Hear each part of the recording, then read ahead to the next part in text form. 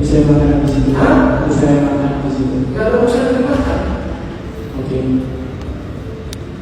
Jadi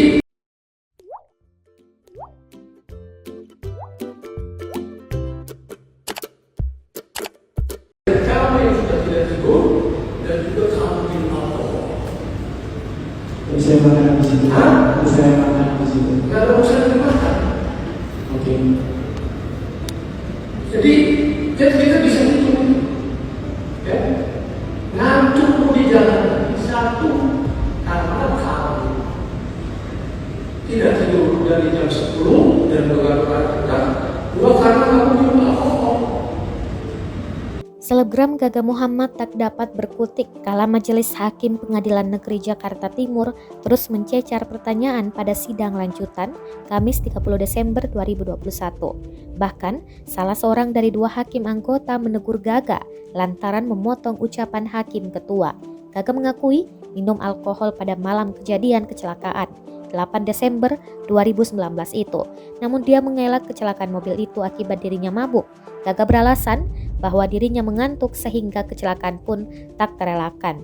Disebut sebagai pecandu alkohol, Gaga Muhammad langsung membantahnya.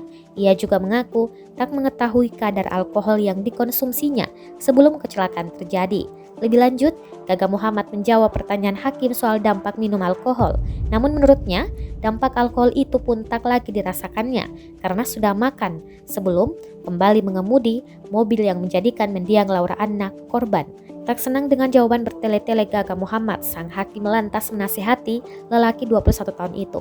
Menurutnya, perbuatan Gaga Muhammad jelas sebuah kesalahan lantaran mengemudi setelah baru meminum alkohol. Hakim itu menilai perbuatan Gaga terbilang kelalaian dalam mengemudi sambil dengan tegas mengingatkan ada dua kesalahan Gaga sebelum kecelakaan. Pertama, ngantuk karena tidak tidur. Kedua, meminum alkohol. Gaga pun hanya bisa menjawab singkat semua pertanyaan sang hakim. Gaga sendiri langsung diam seusai hakim berkata seperti itu. Kamu yang sudah tidak tidur dan juga kamu minum alkohol. Saya makan di situ. Hah? Saya makan di situ. Nggak ada urusan dimakan. Oke. Jadi kita bisa hitung, ya, ngantuk di jalan satu karena kamu tidak tidur dari jam 10 dan begadang, dua karena kamu minum